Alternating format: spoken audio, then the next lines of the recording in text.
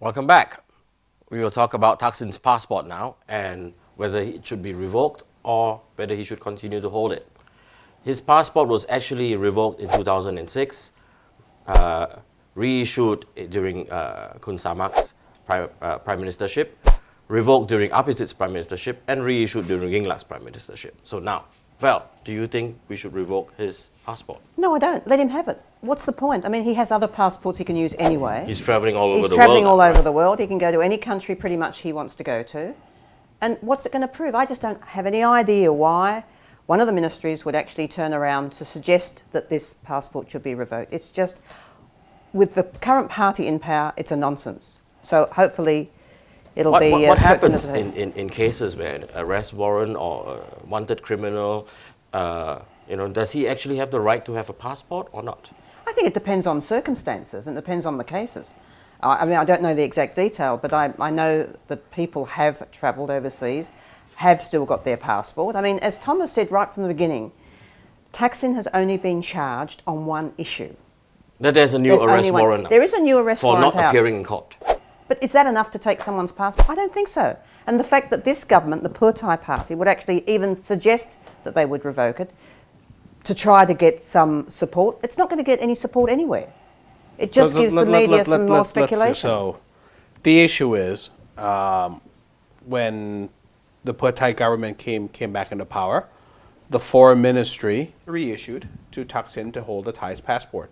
By the way, he holds, I think, a Montenegro passport. He owns a South African, a South American country passport. By the way, countries now, almost every country now allows him to travel freely into their territory. He even went to the U.S. Yes, he even went to the U.S. Exactly.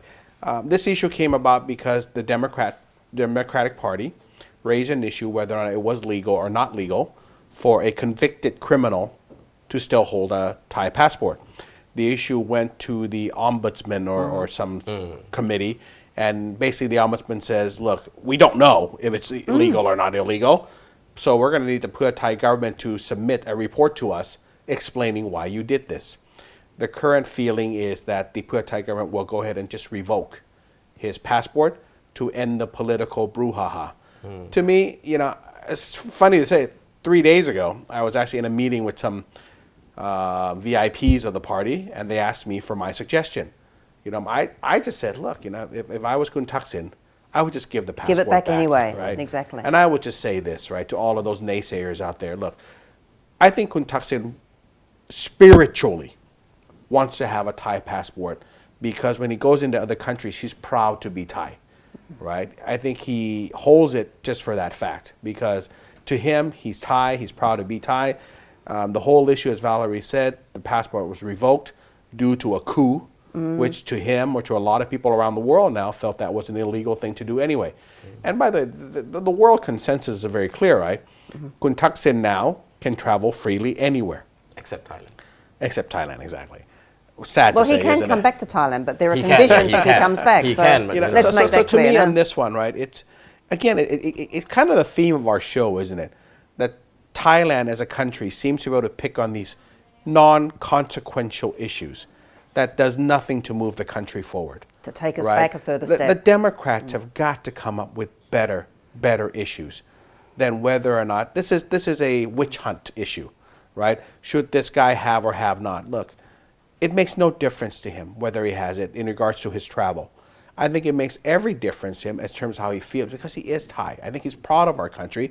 I think that, to me, having him carry a Thai passport doesn't hurt Thailand in any way at all, right? I'm sure it makes a number of people who are against him mad, but it's become one of these issues. Why does it make them mad? He's Thai. Why does it make people mad that he's got a Thai passport? Well, Val, like I said, birth certificate is Thai, because the opinion makers or the so-called opinion makers of people in Thailand can't come up with substantive issues. That's true. To bring people together. Solid. Yeah, so they come up with these issues like the next topic you're gonna talk about, right? Yeah. I mean, it almost seems like, and again, it always goes back, right? It's our soap opera mentality. It is. Really. For me, I don't care if he holds a Thai passport or not. What I actually care about more is that firstly, he is actually legally fugitive from justice. There are two arrest warrants out on him. But you know what? Actually, last week he even threatened to sue the Democrats for defaming him by accusing him of being behind the men in black. I mean, here you have someone who is running away from Thai justice, threatening to use the Thai justice system, threatening to use the Thai justice system. But to be fair, what justice are you talking about? Are you talking about the justice under a barrel of a gun, which was the coup? A justice based upon barrels of tanks because of a coup? A justice based upon the illegal act of a coup? Or justice, as of right now, where I think the courts are making better decisions because they don't have the coup per se holding a gun to the judge's head. Okay, so again, you got to making better decisions now. Then he should come back and fight this case. You got to be fair on the justice issue. Okay, right? he can come back and I fight would his I would case now, hate right? If it's more favorable for him. Imagine if it was you, right?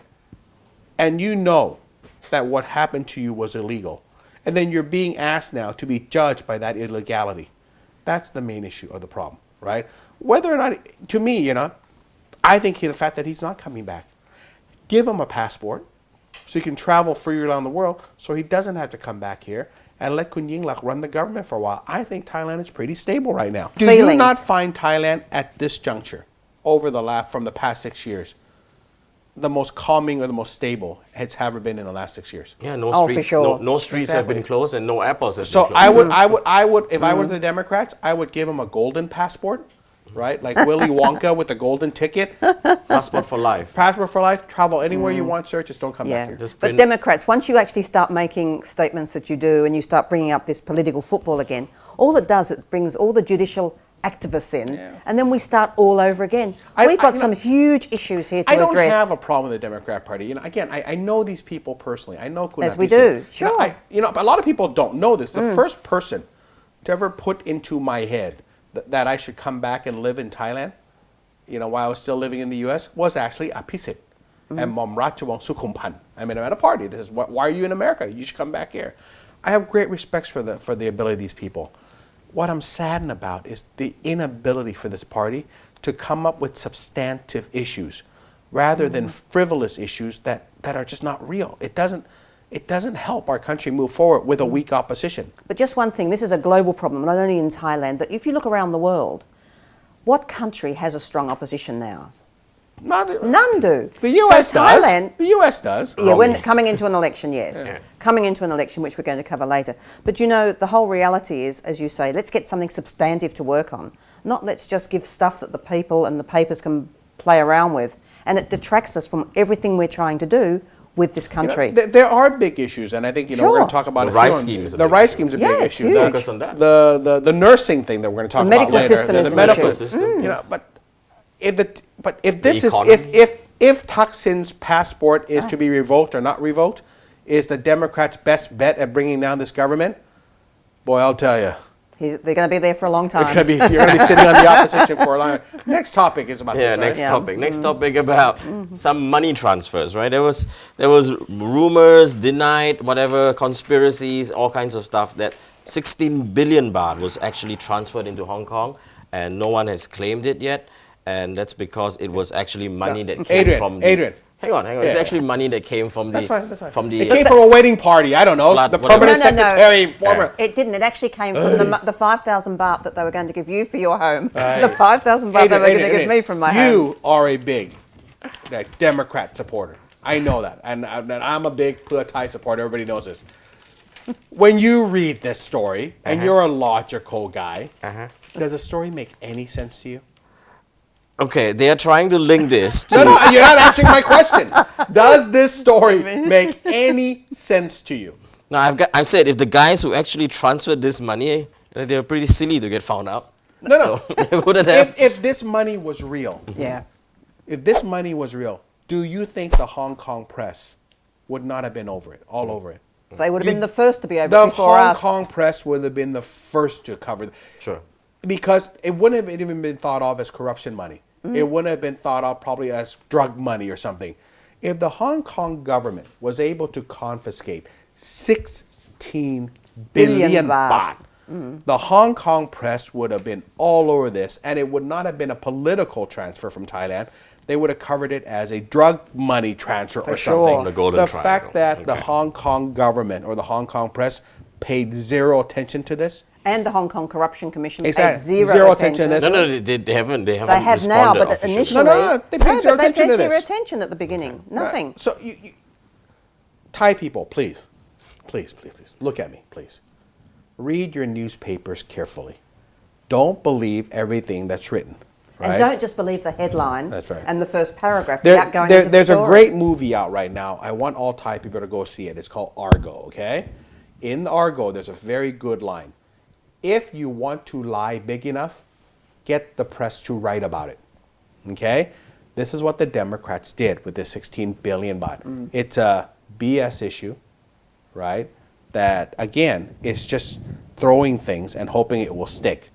And you know what this causes? More divisiveness in our country. Exactly. Please, Kun Apisit, if you're watching this, and I'll Facebook Kun Isarat to make sure you watch this program, okay?